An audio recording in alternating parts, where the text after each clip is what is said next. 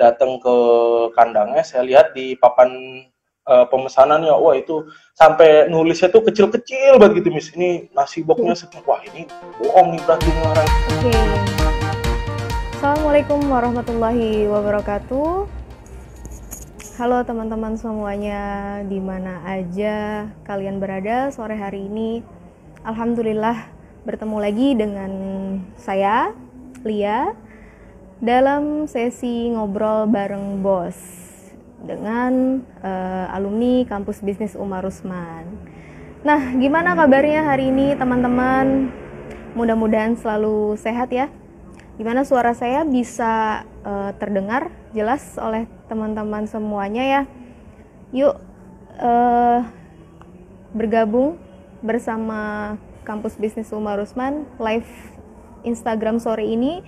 Insya Allah kita akan ngobrol-ngobrol bareng salah satu alumni kampus bisnis Umar Usman dari angkatan ke-6 ya, dari angkatan ke-6.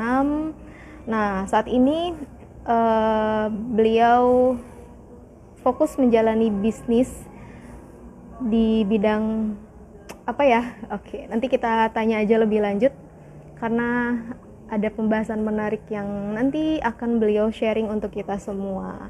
Nah, sebelum kita bergabung sama narasumber kita sore hari ini, karena beliau sore ini kebetulan lagi bagi-bagi nasi kotak, bagi-bagi nasi kotak karena salah satu kegiatan beliau ini, alumni narasumber kita ini, dia tuh hobi sedekah. Jadi dia bersama teman-temannya, bersama timnya juga kadang sering kali mengadakan Jumat Berkah. Jumat Berkah yaitu dengan bagi-bagi makanan gratis untuk orang-orang di jalan, untuk para musafir, para pengendara yang lewat, terus juga orang-orang yang tinggal di jalan. Nah, sore ini saya dapat kabar sebelum beliau gabung live bersama kita, beliau lagi menjalankan kegiatannya tersebut. Masya Allah, kegiatan berkah di hari Jumat yang itu jadi salah satu rahasia kesuksesan bisnisnya juga nih. Mungkin nanti bisa sharing ya ke teman-teman. Nah, sebelum itu mau nyapa dulu nih teman-teman yang lagi stay tune di Instagram live kampus bisnis Umar Usman. Halo semuanya, bagaimana kabarnya? Mudah-mudahan selalu sehat dan selalu semangat menjalankan aktivitas sehari-hari, menjalankan bisnisnya.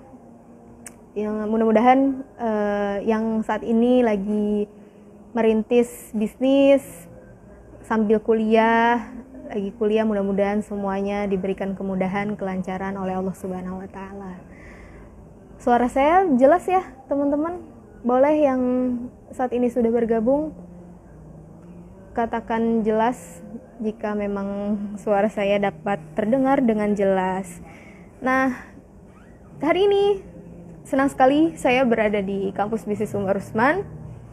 Mungkin biasanya kita live di beda-beda tempat ya, tapi alhamdulillah hari ini, sore hari ini saya berada di kampus bisnis Umar Usman. Mungkin teman-teman yang belum tahu, ini kampus bisnis Umar Usman. Ini saya lagi di lantai 1 di lobi utama kampus bisnis Umar Usman. Nah, buat teman-teman yang mungkin belum pernah mengunjungi langsung ke kampus Umar Usman, boleh kapan-kapan datang ke sini silaturahim di hari Senin sampai Jumat dari jam 10 pagi sampai jam 4 sore. Teman-teman bisa datang ke sini, lihat-lihat gimana suasana kampusnya. Mungkin saat ini sih lagi agak sepi ya, karena memang belum semua mahasiswa melakukan aktivitas perkuliahan seperti biasa. Tapi teman-teman boleh tetap datang ke kampus untuk melihat bagaimana sih suasana di kampus Umar Usman.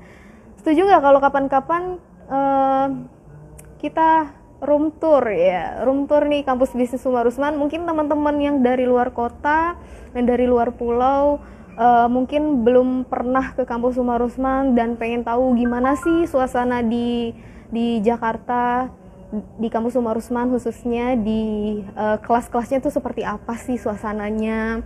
Terus kita tuh ada 4 lantai teman-teman.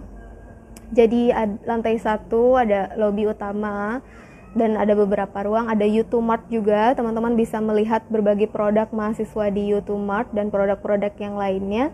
Terus juga ada di lantai 2 ruang manajemen, meeting room, ruang dosen, terus juga ada di lantai 3 dan lantai 4 untuk kelas-kelas mahasiswa belajar seperti itu.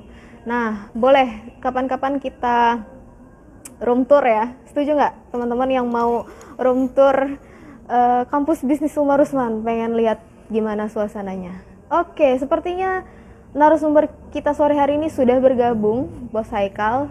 Kita undang beliau ya.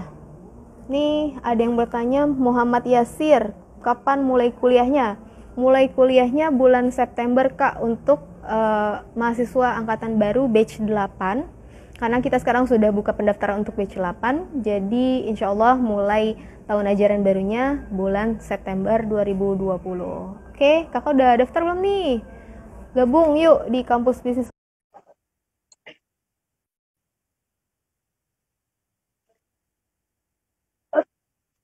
Sore hari ini kita akan ngobrol bareng Bos Haikal. Assalamualaikum. Assalamualaikum Miss. Waalaikumsalam warahmatullahi. Ya teman-teman, inilah narasumber kita sore hari ini. Kita akan ngobrol bareng Bos Haikal. Beliau Bos Haikal, alumni kampus bisnis Umar Usman angkatan ke-6 ya, Bos Haikal ya? Ya, benar, angkatan Miss. ke-6. Angkatan ke-6. Nah, kita, Masya Allah, judul kita sore hari ini adalah bisnis yang menjanjikan namun terlupakan. Nah, terlupakan oleh siapa nih maksudnya? Terlupakan oleh milenial atau terlupakan oleh generasi sebelum milenial? Nah, kita akan cari tahu nih dari Bos Haikal, seperti apa sih bisnisnya dan perjalanan beliau selama ini merintis karir di dunia bisnis. Itu seperti apa? Karena Bos Haikal ini masih cukup muda, masih muda banget ya. Berapa sekarang usianya Bos Haikal? Kalau boleh tahu. 21 Miss, 21. Tapi kelihatannya kayak orang 34 atau 35 katanya sih gitu. Kata siapa? Banyak Miss bilang gitu. Kalau nanya ke saya, Mas anaknya udah berapa? Padahal saya baru nikah kan. Saya bilang, aduh tua banget muka saya gitu. Banyak yang bilang kayak gitu. Gitu. Nah itu teman-teman, jadi Bos Haikal ini masih muda banget, masih 21 tahun, tapi sudah punya pengalaman yang cukup luar biasa dan nanti bisa sharing ke kita gimana sih pengalaman beliau. Kita kalau belajar nggak boleh lihat dari usia ya, karena belajar itu dengan siapapun, tidak tertutup dengan usia.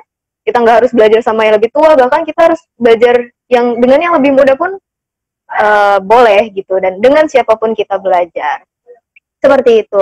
Bos Haikal boleh dong kenalan dulu nih sama teman-teman. Bos Haikal tuh dari mana asalnya, terus boleh kenalan sama teman-teman. Silakan Bos Haikal. Oke, semuanya. Assalamualaikum warahmatullahi wabarakatuh. Selamat sore teman-teman pebisnis dan rebahan trainer dimanapun Anda berada. Perkenalkan, nama saya Muhammad Haikal. Sekarang usia di 21 tahun. Alhamdulillah sekarang sudah beristri.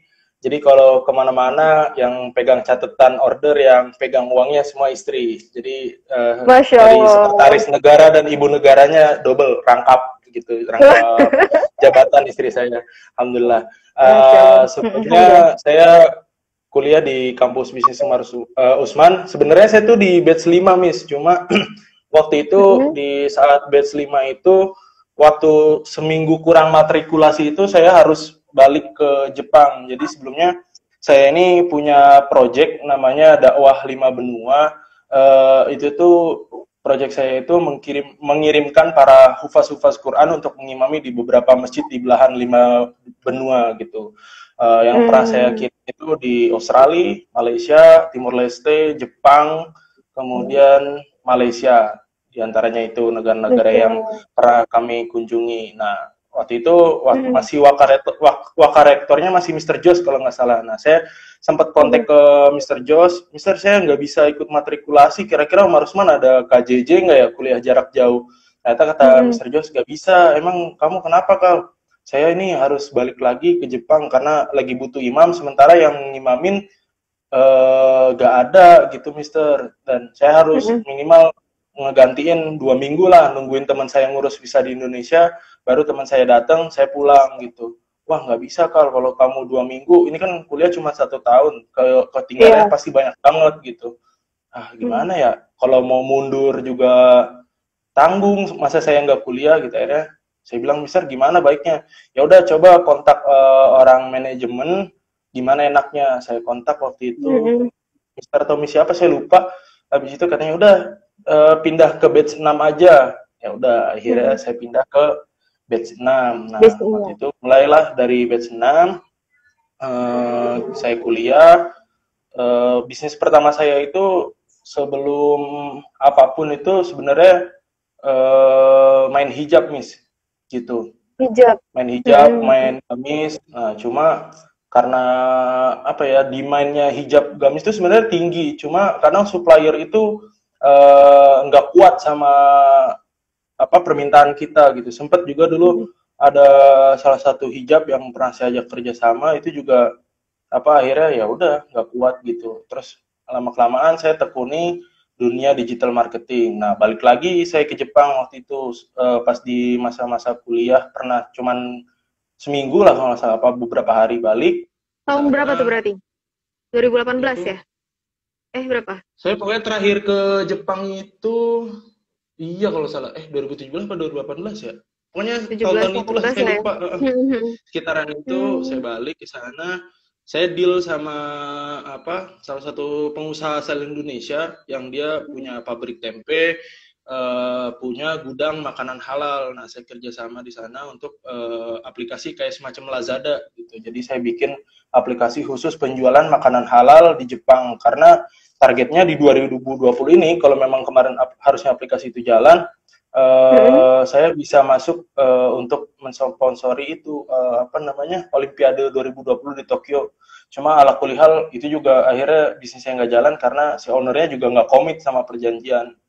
Ketika aplikasi udah jadi, beliau minta source code-nya. Kesalahan saya juga sih waktu itu bikin MOU nggak kuat, dalam arti source code itu yang bagian dari aplikasi dia minta, beliau copy pakai panggil programmer baru, akhirnya bikin sendiri.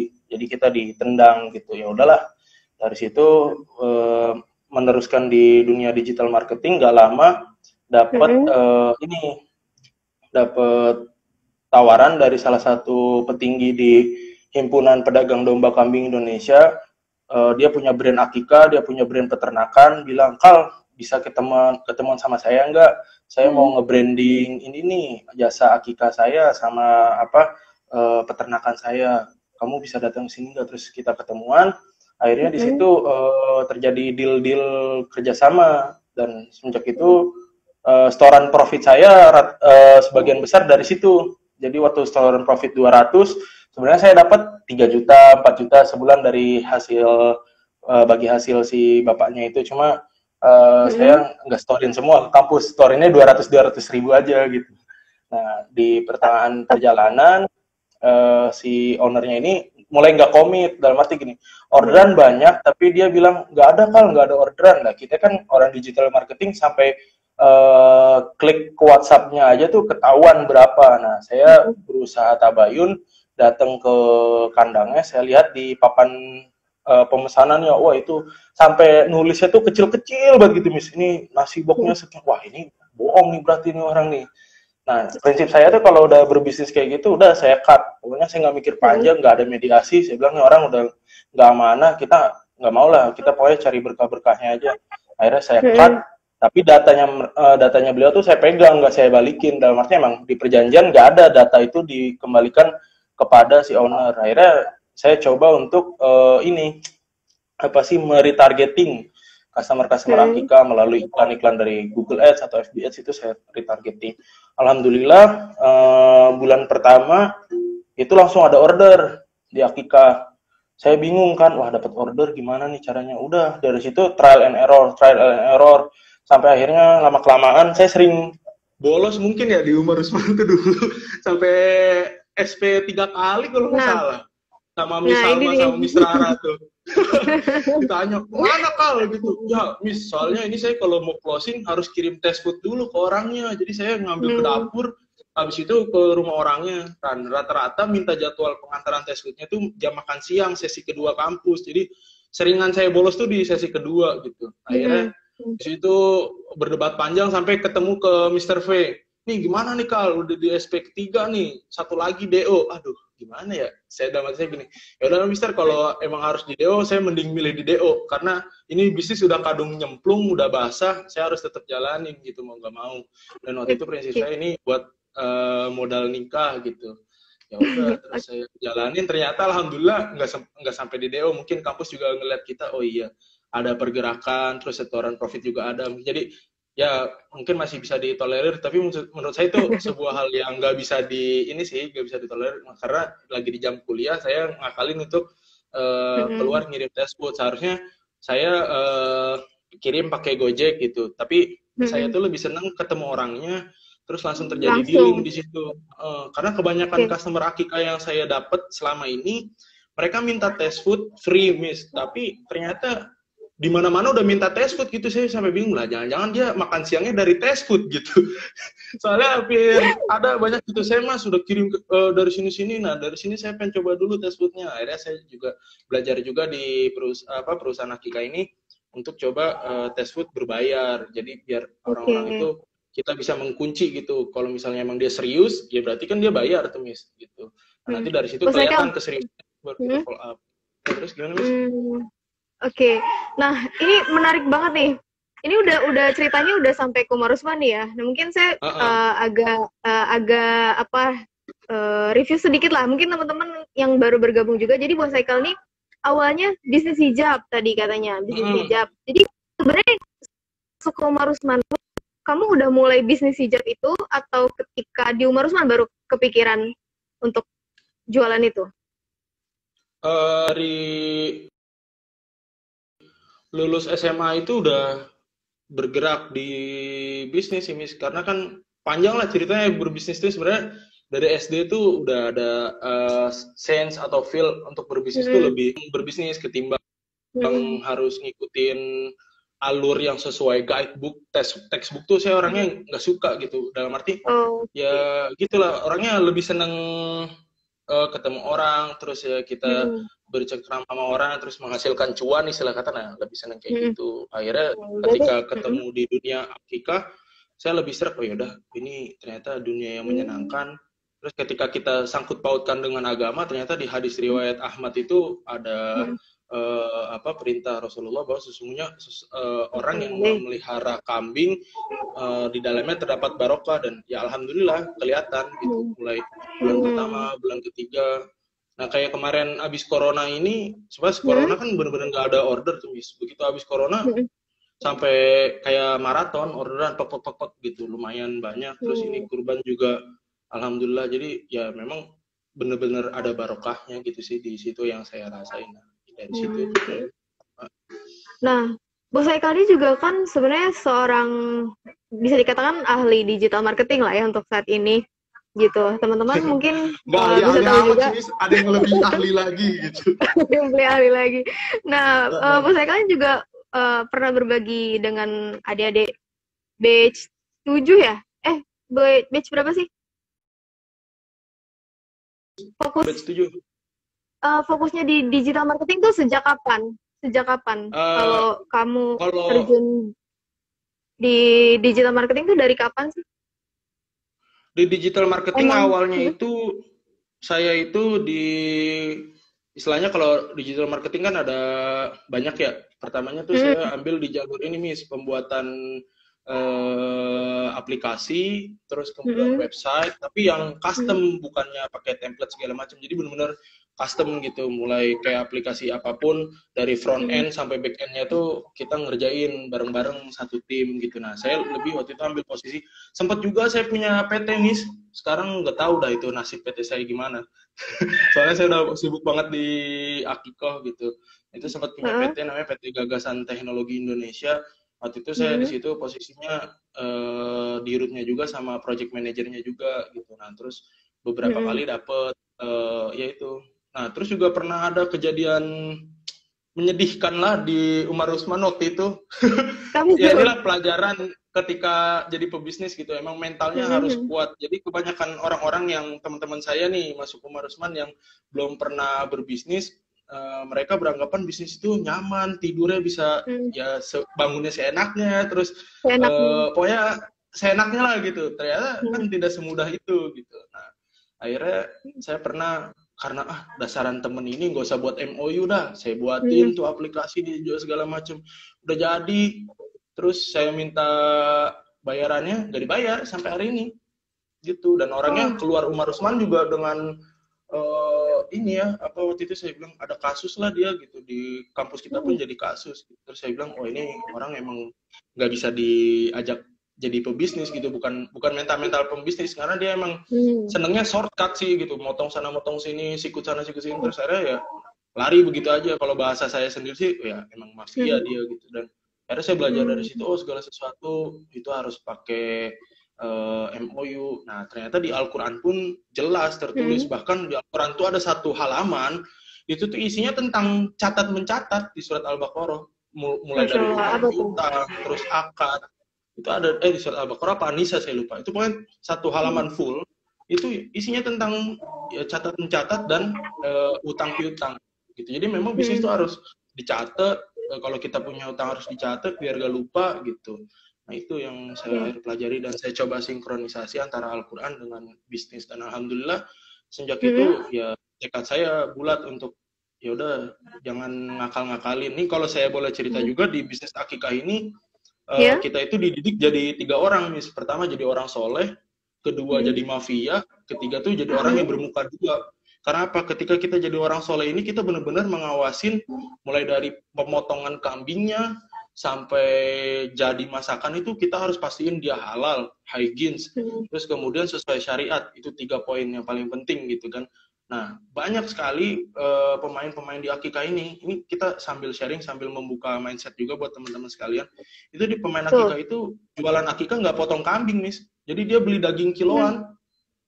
Makanya kan nggak heran tuh di tiang-tiang listrik harga 1 juta, 1-2. Itu bukan daging kambing yang dipotong, tapi kambing yang kiloan di pasar gitu. Dan ada yang sampai bahkan ngoplos satenya itu pakai daging sapi. Saya tuh baru temuin beberapa bulan belakangan ini gitu, karena kan saya sering masuk-masuk di pasar-pasar untuk nyari kambing hidup ya. Untuk nyari kambing hidup, kalau ketika di supplier lagi goyang harganya, saya coba nyari langsung gitu ke pasar-pasar hewan. Nah, pernah saya ketemu sekali, itu orang beli kok banyak banget tulang daging gitu. Saya pikir awalnya beliau tuh tukang nasi biryani atau kebuli gitu. Saya samperin, jualan nasi biryani kebuli Pak. Dia bilang dia cuma berkelit-kelit, iya gini-gini. Cuma ketika dia udah pulang, saya masih di situ, tukang kambingnya di sana bilang, itu sama kayak ente Bang, dia jualan Akikah. Loh serius? Dia nggak motong kambing? Enggak, beneran. Sampai saya bilang, gila ya, ini kan ibadah gitu, bisnis ini menyangkut urusan ibadah, tapi kok berani? Ya namanya duit Bang, bikin orang jadi khilaf. Dalam hati saya gini, ini bukannya saya mengkerdilkan orang-orang dengan tampilan ini, tapi secara tampilan fisik itu jauh lebih soleh dari saya, Miss. Asli. Saya sampai terkejut gitu. Saya bilang, wah, ini orang tampangnya lebih soleh dari gua bahasanya gitu. Tapi gini ya, itu akhirnya memberikan pelajaran ke saya, oh, ya kalau kita mau jadi kaya sebenarnya pilihannya 2. Kalau mau ikut ke jalur surga ya gitu, dengan bersusah payah, berproses, berdarah-darah istilah kata gitu. Tapi kalau mau shortcut silahkan, tapi urusannya ntar di akhirat ya kan nggak tahu kita gitu, tiba-tiba kuburan sempit terus atau bagaimana, nggak ngerti kita gitu. Cuma akhirnya gitu. Terus yang kedua, jadi bermuka dua dalam arti gini, kadang banyak juga supplier yang curang. Kita beli kambing ukuran 25 kilo. Dia nanya, Bang, untuk jadi berapa porsi? 100. Itu bener-bener dipasin 100 porsi, Miss. Kalau nggak kita tungguin. Akhirnya kita di situ bermain, gimana caranya ini orang bisa kita tackle supaya tidak menyalahi takaran. Karena kan satu sisi gini, secara syariah kambing dipotong. Secara akad, benar 100 porsi. Tapi ketika kambing 25 kilo itu dijadiin 100 porsi, pasti ada lebihnya. Gitu. Karena hitungan karkasnya itu 25 kilo itu setengahnya berarti sekitar 12-13 kilo. Nah, sementara 100 porsi itu paling 400 tusuk sate. Itu masih banyak lebihnya gitu. Saya bisa hitung gitu. Nah, pernah kejadian saya gitu, wih, kok ini 25 kilo nggak ada lebihannya, ini kemana? Terus saya tanya, susut Bang, gitu. Ada bahasa namanya susut. Jadi ketika si kambingnya disembelih, keluar darahnya itu, nah akhirnya beratnya susut. Nah, tapi kok susutnya jauh banget gitu. Akhirnya coba saya teliti, saya tanya-tanya sama yang ahli dalam perhitungan kambing bagaimana, ternyata si supplier ini bermain curang gitu. Akhirnya ya udah, wah ini saya cut, saya pindah ke supplier lain. Dan itu mempengaruhi order saya, Miss, ketika gini, kita percaya 100% dengan supplier, ternyata dia bermain curang gitu kan di depan kita, tapi tidak terlihat gitu ketika kita udah tahu. Dan saya akhirnya ngerasa gini, kok ini dalam 6 bulan ini orderan gini-gini aja ya gitu. Terus ketika saya tahu, saya tabayun ke beberapa orang sekitar situ dan orang itu pada memvalidasi, iya bener, dia bermain kayak gini. Saya cut, itu nggak lama orderan tuh bek masuk. Saya bilang, subhanallah ini bener-bener, kita harus detail gitu. Jadi owner tuh ya nggak sekedar gue dapet cuan terus udah gini, enggak. Jadi bener-bener harus teliti banget. Terus yang ketiga tuh jadi mafia dalam arti gini, banyak halnya juga kan gini, kambing itu nggak semuanya full saya ambil di pasar-pasar atau di supplier gitu, Mis. Kadang udah bener-bener habis stok, kita barengan beberapa owner akikah cari ke Lampung, ke Subang, kemana-mana lah, ke daerah-daerah. Terus kita ketemu satu tukang gelaknya gitu. Nah itu juga, wah kalau kita nggak ngerti benar-benar istilah kita memposisikan diri kita juga jadi mafia gitu, itu benar-benar habis dibohongin. Kambing nih dinaikin, dia bilang ini timbangan 20 kilo, kita timbang di Jakarta itu nggak sampai, bahkan 13 kilo, 12 kilo gitu. Jadi kita kesana pun ketika dia ngomong, kita bawa timbangan digital, kita ikat si kambingnya gitu, model kayak timbangan posyandu, kita cantolin, bohong ente. Jadi kita di situ, wah banyak banget lah perkaranya gitu. Termasuk nih kayak kurban-kurban sekarang, banyak banget hal-hal yang di dalam dunia perkambingan ini banyak mafianya. Dan alhamdulillah saya di situ berusaha untuk semaksimal mungkin, udahlah nggak usah ikut yang lain, nggak apa-apa untungnya tipis, tapi setidaknya keberkahan yang kita dapatkan itu jauh lebih menenangkan hati. Karena ya sepanjang saya menjalani bisnis akikah ini, bahasa saya itu, customer saya itu di komplek Bang, dalam arti rumahnya di gang gitu, kita harus lewat Bang, misi Bang gitu, benar-benar parkir di mana, rumahnya di mana gitu. Saya pernah kejadian, dulu kan saya juga bisnis akikah ini, tim konten saya Bos Rido di Batch 6 itu.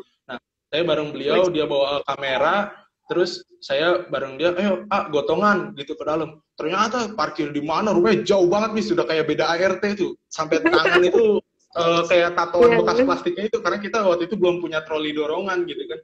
Bener. Tapi di situ saya juga belajar, ternyata orang-orang middle low itu justru yang lebih paham tentang agama ketimbang orang middle high. Itu saya di situ 8%. Sampai ya istilah kata gini, harga berapapun dibayarkan. Saya kemarin gini, saya alhamdulillah orang tua punya kebun di dekat rumah ini.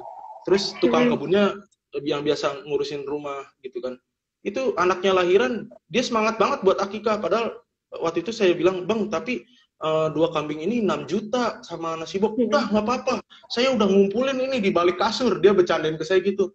Allah Akbar. Saya bilang, ini dia kan dari sisi makan aja ngepas banget. Tapi kok ada punya effort yang tinggi buat melaksanakan sunnah-sunnah, terus ibadah. Dan orangnya pun rajin ke masjid. Saya sampai, aduh, ini benar harus dicontoh gitu. Justru, ya kan banyak yang bilang, kalau kerja keras itu bisa kaya, yang enggak juga, karena kerja keras yang model apa dulu gitu. Kalau memang kerja keras itu menghasilkan kekayaan, ya seharusnya tukang kebun itu jauh lebih kaya dari saya, terus kemudian tukang bangunan itu jauh lebih kaya dari saya, tapi kan enggak. Jadi yang dimaksud bekerja keras itu ya kalau di dalam Al-Quran itu di surat At-Tolak itu kan Terus kemudian disambungkan Allah bilang wa yarzuqu min haitsu la yahtasib, bahwa sesungguhnya rezeki itu dari arah yang tidak disangka-sangka. Tapi sebelumnya kita harus benar-benar ikhtiar maksimal, kemudian disempurnakan dengan tawakal, itu baru rezeki itu muncul dari arah yang tidak disangka-sangka. Itu sih Miss, paling pelajaran selama ini nih jadi tukang akikah, ternyata oh kayak gini ya.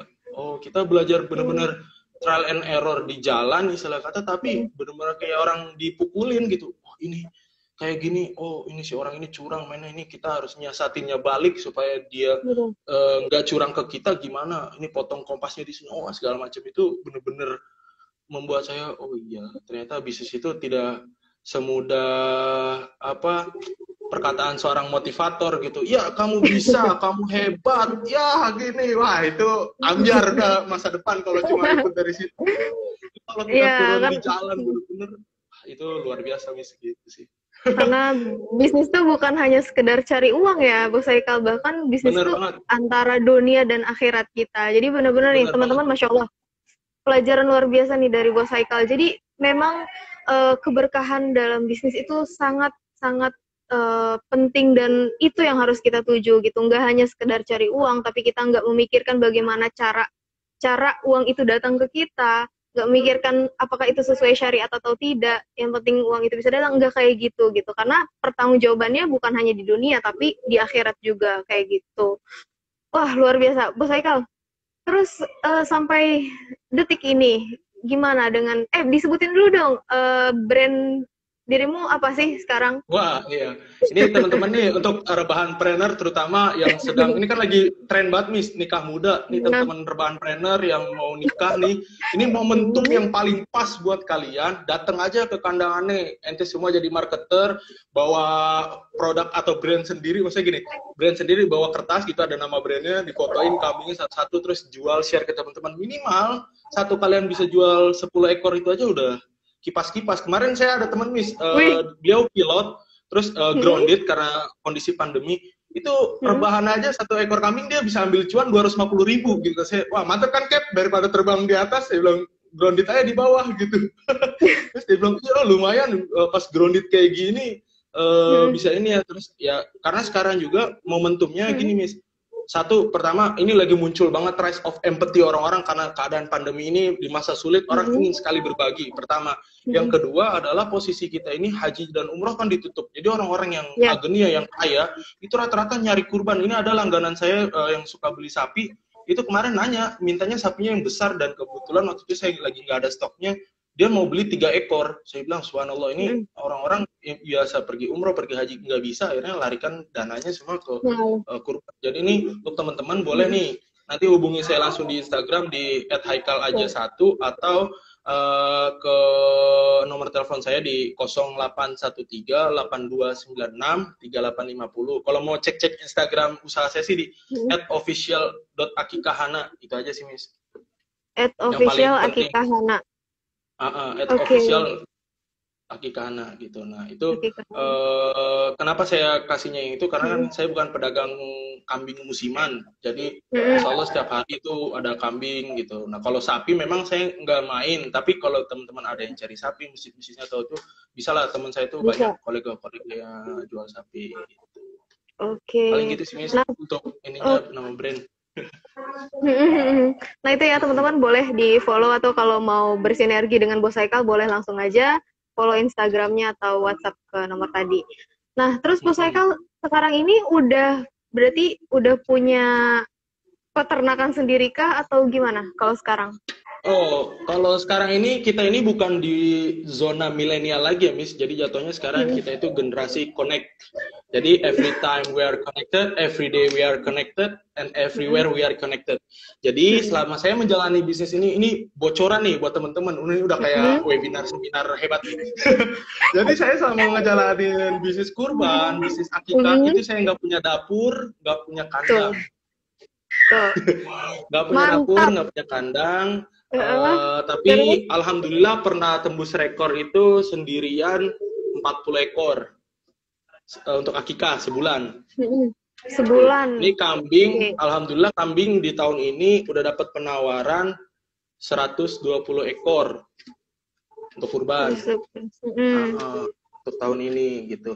Nah itu ya itu pinter-pinternya kita, dan alhamdulillah di Umar Usman tuh bener-bener diajarin bagaimana punya ini, bener-bener dah di Umar Usman tuh saya tuh diajarin ya bener-bener bagaimana jadi pebisnis itu yang ada attitude-nya, ada akhlaknya gitu kan. Sekarang lagi trending nggak ada akhlak lu gitu kan. Nah di Umar Usman tuh bener-bener diajarin ada akhlaknya gitu, yang kita mungkin dulu bisnisnya rada sembrono, cut off sana sini, shortcut sana sini, tapi di Umar Usman tuh saya dikasih jalur ini loh, bisnis kayak minimal kayak Umar, kayak Usman tuh gini, kayak Rasulullah tuh gini. Oh ternyata saya salah, oh iya yang bener tuh gini. Terus kemudian juga kan dapat mentor-mentor kayak Ustadz Happy Bastaumi ya kalau nggak salah namanya. Terus sama yang paling saya ingat tuh saya pernah coaching sama Coach Reni untuk masalah muamalah. Jadi waktu itu saya ikut pitching, Miss. Nah, brand Hanakika nih mau diinvest 3 miliar, nggak dinego, belas. Mau diinvest 3 miliar, saya udah seneng banget. Wah, 3 miliar gede banget nih, gini. Terus udah masuk ke tahap apa kemarin disebutnya ya. Pokoknya uang tuh udah mau masuk gitu. Cuma saya sama Coach Randy sudah bilang gini, pastiin dulu Kal, itu akadnya apa? Terus saya kan ngajuin ke si perusahaan crowdfundingnya ini, ya udah akadnya mudharabah. Padahal si perusahaan ini ada label syariahnya nih. Dengerin nih teman-teman semua buat pebisnis, hati-hati jebakan ini soalnya.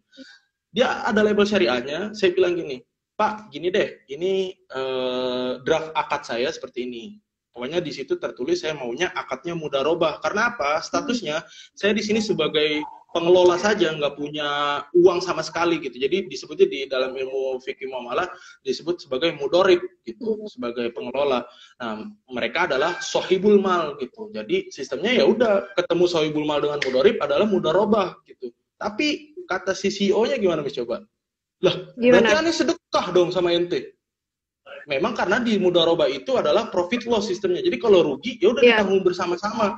Kalau untung ya dinikmati bersama-sama, dan mereka nggak mau kalau rugi ditanggung bersama-sama. Akhirnya saya kejar lagi. Oke deh Pak, kalau akadnya nggak mau itu Bapak mau akadnya apa?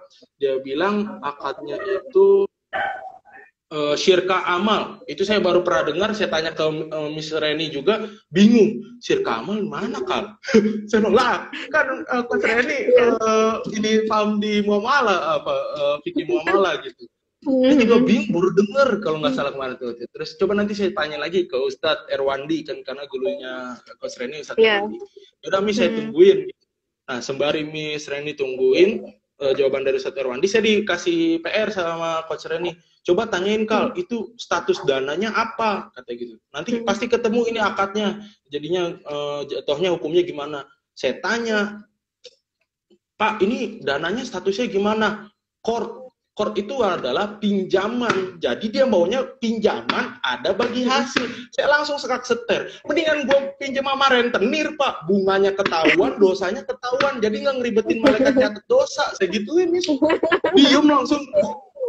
Terus saya bilang, udah nih Pak, saya pulang aja dari kayak gitu. Karena apa? Ini udah nggak lazim. Saya berbisnis ini tuh ada campur tangan Allah di dalamnya. Kenapa? Ini akikoh, ini sebuah sunnah yang Allah dan Rasulnya syariatkan. Maka saya harus menjaganya itu benar-benar dari hulu ke hilirnya gitu. Bukan masalah uangnya aja gitu. Akhirnya mereka kayak mengasih statement ke saya, wah sombong amat lu bocah kemarin sore gitu. Ya udah gak apa-apa, it's okay gitu. Tapi kita bisa buktiin mereka, ini bukannya saya mau kecilkan atau gimana, mereka juga akhirnya main di kurban, Miss.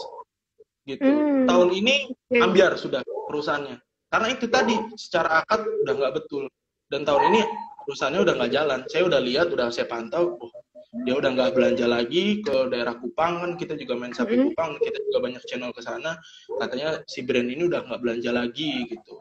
Dan saya lihat akun penjualannya, platform-platformnya juga udah nggak aktif. Kata saya, oh berarti orang ini ya udah kalian menyalahi aturan. Dan ya kalau bahasa saya kan gini, kalau riba itu sebenarnya itu kan termasuk mungkin seperti riba ya Miss, karena masa pinjaman ada bagi hasil ya gitu. Bagi hasil. Nah, yang saya tahu itu di ayat-ayat tentang riba, bahwa sesungguhnya riba itu kan dosa yang benar-benar seperti nantang Allah buat perang gitu kalau di dalam bahasa Qur'annya. Jadi istilahnya udah nggak ada gap malaikat ngurusin kita dalam hukum itu. Jadi head to headnya ini kita nih, ini Allah gitu. Jadi langsung battle gitu ya. Siapa kita kalau melawan Allah gitu istilah kata. Kalau kata bahasanya, sok aja lawan Allah sampai mana ente kuat gitu. Pasti suatu saat sama Allah di take down habis, dihabisin banget gitu.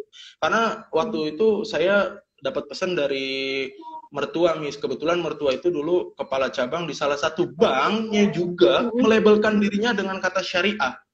Begitu. Nah, pesan mertua saya waktu saya pertama kali meminta anaknya untuk jadi istri saya, dia bilang gini, Haikal sekarang penghasilan berapa? Waktu itu ingat banget waktu awal-awal jualan hijab, itu cuma paling 1,5 sampai 3 juta. Saya bilang, Bi, saya cuma dapat 1,5 juta. Terus mertua saya bilang, apa namanya, ya udah kalau 1,5 juta kita breakdown, kata mertua saya.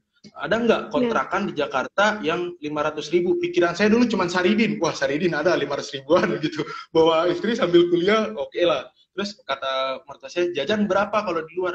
Jakarta paling saya nongkrong di ini doang, Bi. Di McDonald, warung abnormal gitu-gitu. Paling habis 500.000 lah sebulan gitu. Selebihnya ya di Om Acom gitu. Kalau makan di kampus ya di Om Acom gitu kan. Atau di warteg sebelah tuh gitu kan.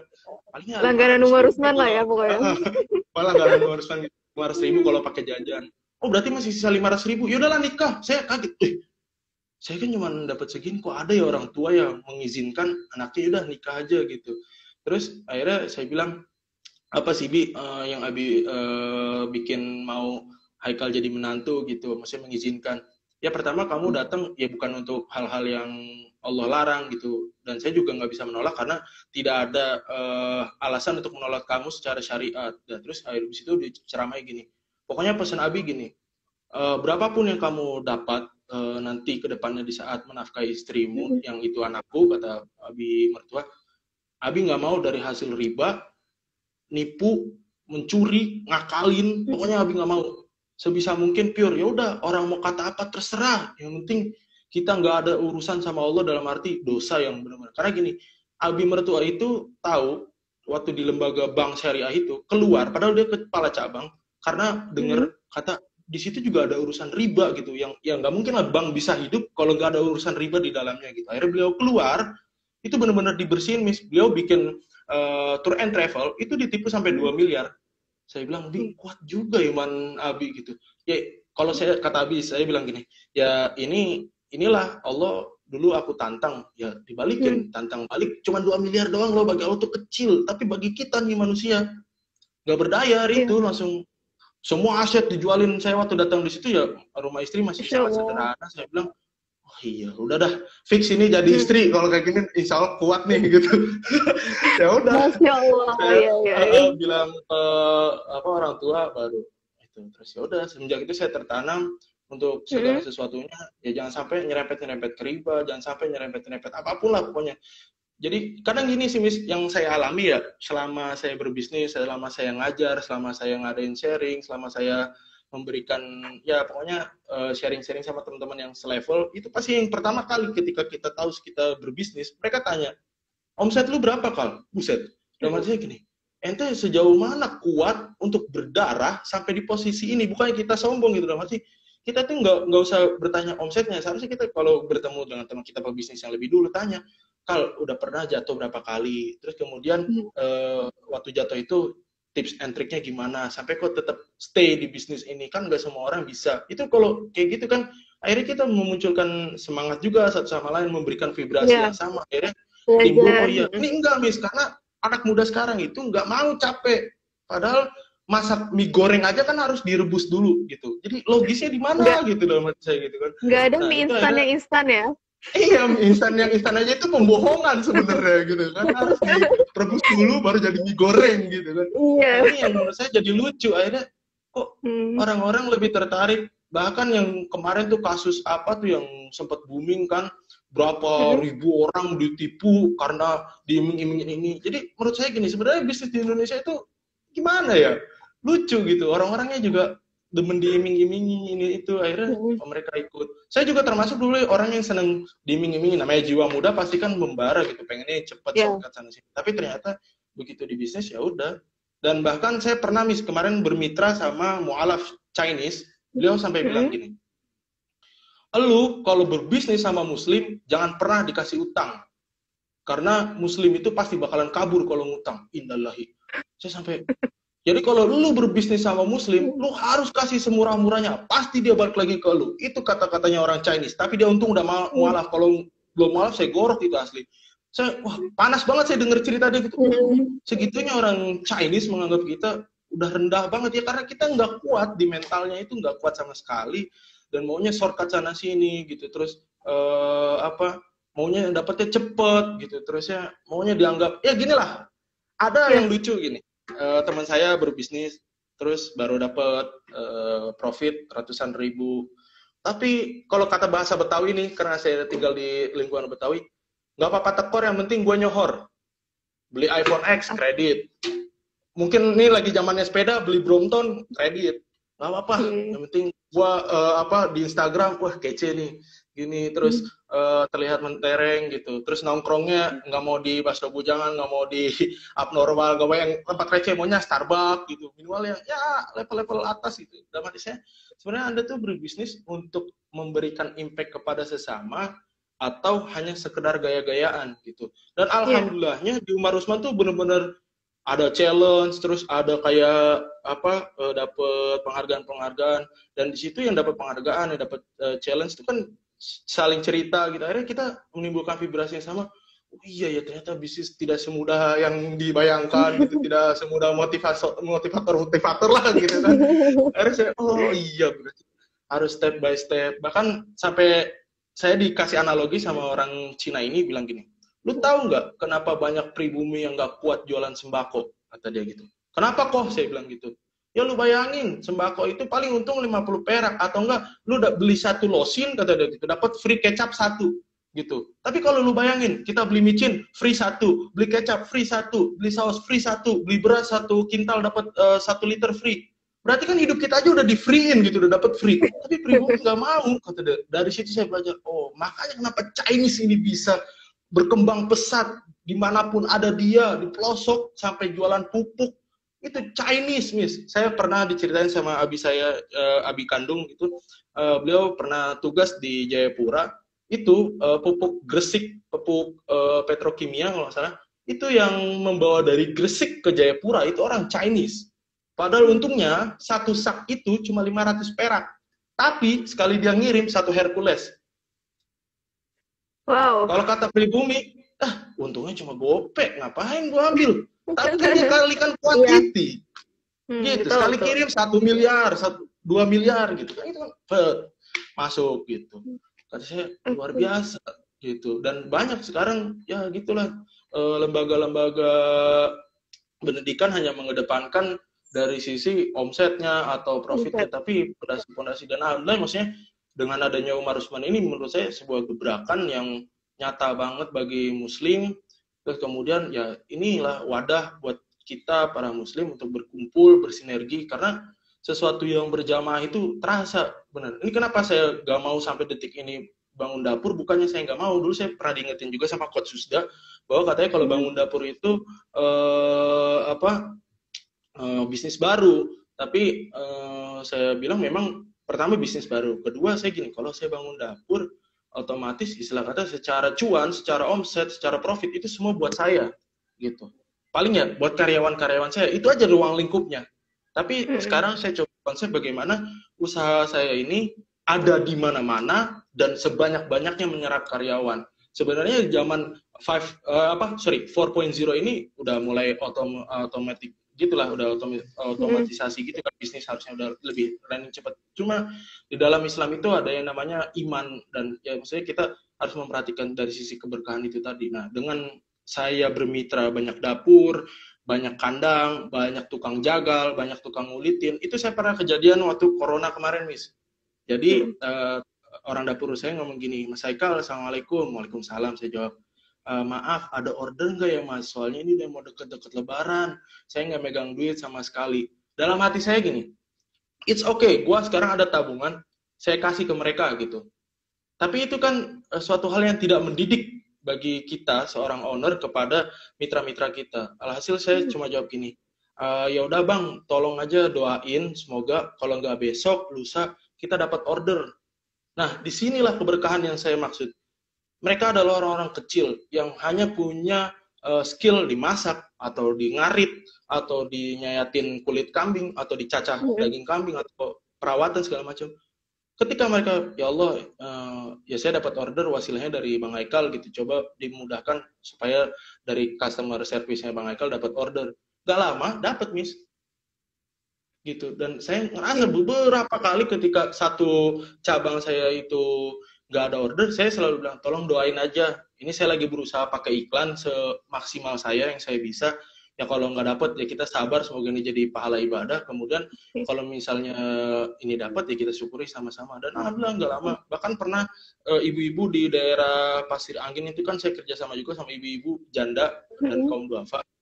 Mereka bilang, Mas Haikal ada order nggak, saya belum bayar SPP anak-anak. Dalam hati saya sih ya udahlah kasih aja ya gitu. Cuma saya pengen juga mereka mendidik dan mentarbiah supaya imannya terbentuk gitu, karena kita berbisnis ini nggak hanya masalah perut gitu. Akhirnya ya udah Bu, tolong doain. Gak lama ada lagi.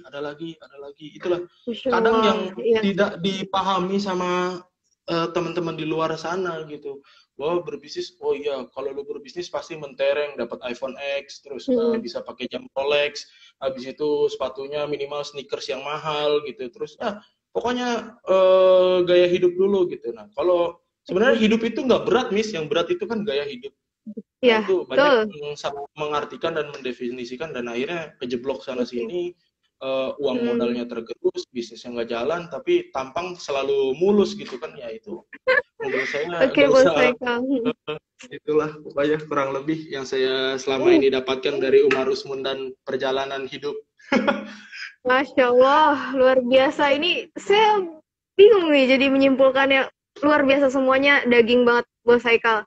Luar biasa. Jadi teman-teman patut kita contoh nih, masih muda tapi punya prinsip yang begitu kuat bahwa dalam menjalankan bisnis kita nggak boleh sembarangan, kita nggak boleh asal main jualan aja tapi tidak memperhatikan bagaimana akadnya, bagaimana prosesnya, apakah itu sesuai dengan syariat atau tidak.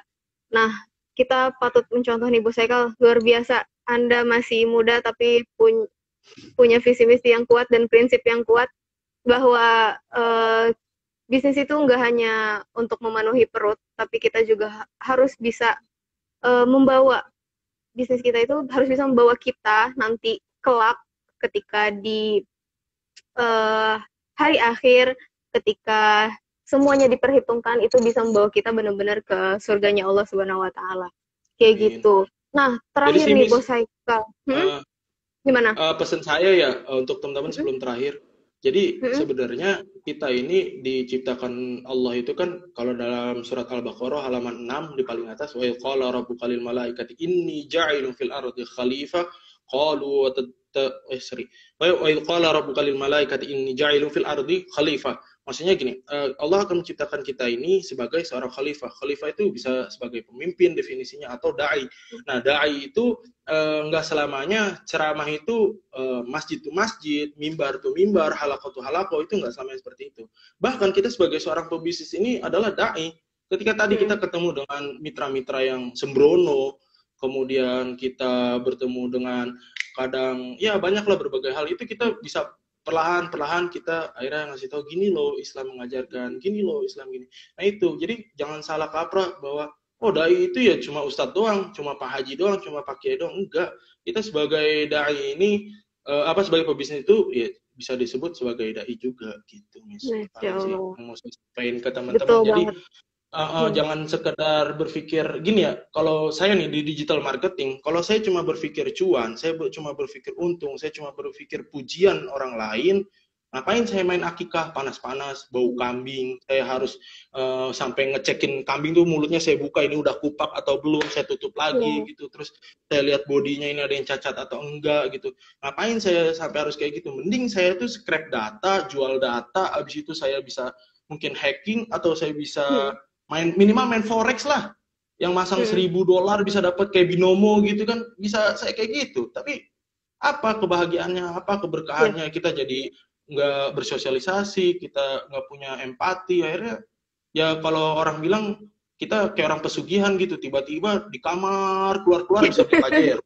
gitu kan. Masya. Akhirnya digibahin sama orang. Bahkan kan ada yang sampai Iya. ngomong gini, pokoknya jadi pebisnis itu harus sampai digibahin tetangga bahwa lu jadi pebisnis online itu harus sampai digibahin tetangga bahwa lu digibahin pesugihan gitu. Nah sebenarnya sah-sah aja, tapi maksudnya ada proses-proses yang nggak boleh ditinggalkan, apalagi di Umar Usman ini kita membawa nama sahabat Umar dan Usman. Maka harus dipegang teguh oleh kita ya itu syariat-syariat. Kan Nabi juga bilang bahwa sesungguhnya yang kita memegang syariat itu bagai memegang bara api kan. Memang panas, pedih, kemudian terlihat, lu ustadz banget, lu terlalu agama banget, jangan kaku-kaku lah. Ya, up to you lah kalau mau berjalan. Ini jalannya, Allah udah tunjukin. Kan kalau di ayat Al-Qur'annya lagi di halaman 67, wasari'u ila magfiratin min rabbikum wa jannatin arduhas samawati wal ardh u'iddat lil muttaqin. Bahwa sesungguhnya jika Allah sudah memberikan jalan rahmat, jalan ampunan, maka bersegeralah kejar ke sana. Bahwa sesungguhnya ampunan Allah itu seluas langit dan bumi. Itu prinsip saya sebenarnya. Nggak jauh-jauh dari situ. Keren. Gitu. Kita tuh udah dikasih dua jalan. Masya Allah. Jadi, kita udah dikasih dua jalan, tinggal kita yang memilih nih. Mau jalan fujur atau jalan takwa nih yang mau kita pilih, kayak gitu. Itu dia. Nah, kayak gitulah pokoknya.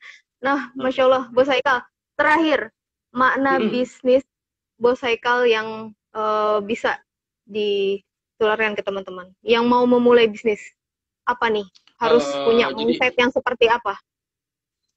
Jadi gini teman-teman semua, perjalanan bisnis itu kalau menurut saya adalah sebuah perjalanan keimanan, di mana teman-teman nggak pernah punya bos, teman-teman nggak pernah punya apa ya, dalam arti ya nggak punya yang ngawasin langsung gitu.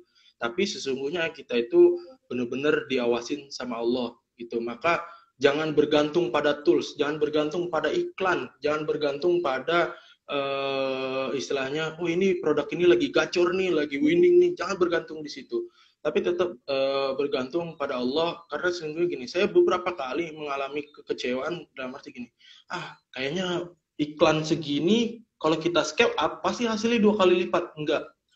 Di rezeki itu tidak seperti itu. Allah itu memberikan rezeki ke kita bukan berdasarkan keinginan kita, tapi Allah akan memberikan rezeki ke kita berdasarkan kebutuhan ke kita. Nah, satu lagi pesan dulu dari Pak Kiai saya zaman saya masih mondok, kalau sebisa mungkin dalam berbisnis itu sebanyak-banyaknya karyawan. Karena selain pertama menyebarkan manfaat, kedua kita itu butuh doa mereka, dalam arti ketika kita meninggal maka terputuslah semua amal kecuali 3 hal. Pertama, ilmu yang bermanfaat. Kedua, sedekah jariyah. Ketiga, anak yang soleh.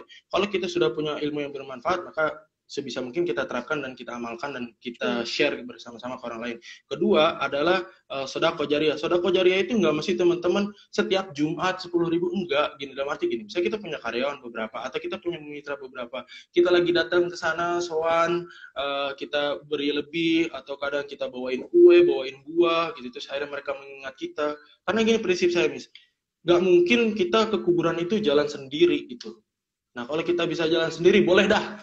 Kagak usah bermitra, boleh dah shortcut kemana-mana, silahkan. Kalau bisa jalan sendiri nih, paling nggak ntar masuk sinetron Indosiar gitu kan, sinetron azab, kalau bisa jalan sendiri gitu.